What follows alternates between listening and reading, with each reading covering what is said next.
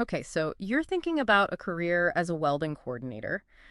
We've got your stack of research right here, and let me tell you, this RoleCatcher guide is seriously comprehensive. Oh, yeah, it's impressive. We're talking career paths, interview tricks, even a peek into their platform.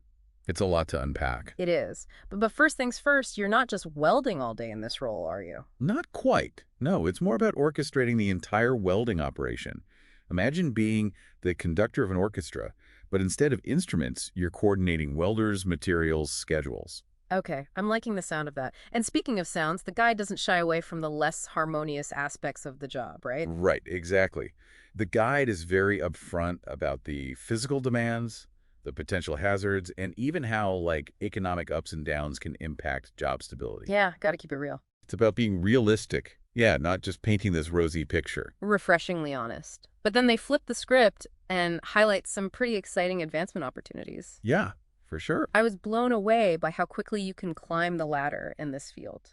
Yeah, one of the example profiles, a guy named Marcus, went from entry-level coordinator to managing a team on a major infrastructure project in under 5 years. 5 years. Yeah, That's incredible. So you're saying there's real potential to move up the ranks if you put in the work. absolutely. Yeah. And speaking of putting in the work, RoleCatcher dives deep into the skills you need to succeed. And it's not just about being a master welder. It's about leadership, communication, problem solving, that kind of thing. Yeah, the leadership aspect really stood out to us. They even used the phrase social perceptiveness, which I thought Yeah. was interesting. Yeah, it's about being able to read people, understand their strengths and weaknesses, and then motivate them to work together effectively. So you're responsible not just for the quality of the welds, but for the safety of your entire team. Talk about pressure. They must have to stay updated on all the latest technologies too, right? New welding techniques, software, all that jazz. Oh, absolutely. The guide emphasizes the need for continuous learning, attending workshops, getting certified in new welding processes, joining industry groups. Staying ahead of the curve. It's all about that, yeah. They even suggest building a portfolio, which isn't something you typically associate with a welding career. It's a good point. It's a way to showcase your experience and skills, especially in today's competitive job market. Yeah. Like, imagine being able to show a potential employer a digital portfolio of your most impressive welding projects. That's a game changer. Oh, yeah. And it sounds like RoleCatcher is all about giving you the tools to stand out, not just the information. Exactly. And they have a whole section on leveraging social media and networking to your advantage, which I found really interesting. Okay, so you've got the skills, you're building your network, but then it's time to tackle the job market, which, let's be honest, can feel like a whole other beast. Yeah, it can be intimidating. And RoleCatcher knows it. They actually advise against relying solely on online applications. Right. They say it's just not enough anymore. Yeah, it's true. They even have a section called Beat the Automated Recruiter. Oh, yeah. It sounds a bit ominous, doesn't it? A little bit, yeah. Right. But we're up against some kind of, robot gatekeeper. Right. But it's the reality now. Algorithms are often the first hurdle in the hiring process. But instead of letting that be intimidating, RoleCatcher breaks it down. Okay. They explain how to tailor your CV so it highlights the keywords and skills these systems are looking for. So it's about working with the technology, not against it. Exactly. And get this, they actually encourage you to use their AI-powered tools to optimize your application. Yeah, they do. It's like they're giving you the cheat codes. Kinda, yeah. It's Yeah. about being strategic and utilizing every resource available. And speaking of resources, let's talk about their interview prep. They don't just give you, generic advice. They delve into 10 common welding coordinator interview questions. And these are the real deal. Yeah, these aren't your typical, tell me about your strengths and weaknesses questions. They get into the nitty-gritty of the role. I was particularly struck by the question about managing a welding project under a tight deadline Uh-huh. with unexpected material shortages. Oh, wow. That's a real-life scenario. Oh, absolutely. That's a perfect example. It highlights the problem-solving and decision-making skills required in this role. You need to be able to think on your feet, adapt to changing circumstances, and still deliver results. They're really trying to assess if you can handle the heat, so to speak. And speaking of heat, safety is another area they really hammered home throughout the guide. Rightfully so. Welding inherently involves risks. So as a coordinator, you're responsible not only for your own safety, but for the safety of your entire team. Absolutely. And they go beyond the basics, too. They talk about proactively identifying potential hazards, not just reacting to them. They even mention this thing called a job safety analysis, or JSA. That's a JSA. Yeah, the JSA is a crucial tool for welding coordinators. It involves breaking down each welding task into its individual steps and identifying potential hazards at each stage.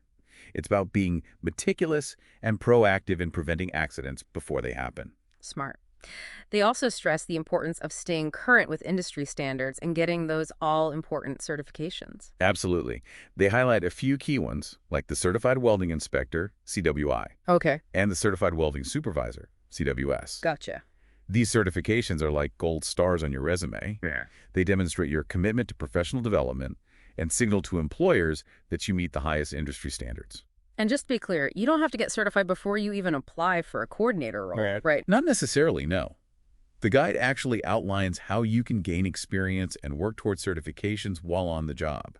Many companies offer training programs and support for professional development. That's good to know. So you've got the skills, the safety know-how, the certifications, what's next? Where do welding coordinators actually work? Well, that's the exciting part, right? Okay.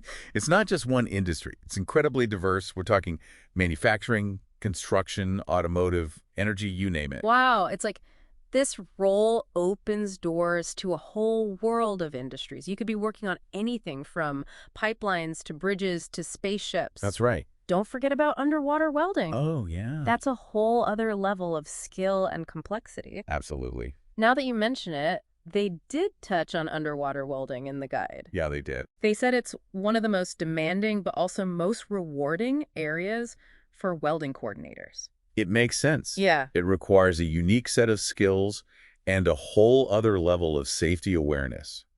Imagine being responsible for coordinating a team of welders working hundreds of feet below sea level. Intense. The pressure is immense, both literally and figuratively. Talk about a high-stakes environment. But that's what makes this whole exploration so fascinating. There are so many different paths you could take within this one career. And that's what RoleCatcher wants you to understand, right? They're not just presenting you with a job description. They're opening your eyes to a whole world of possibilities within the welding industry. It's about finding your niche, your passion within this vast field.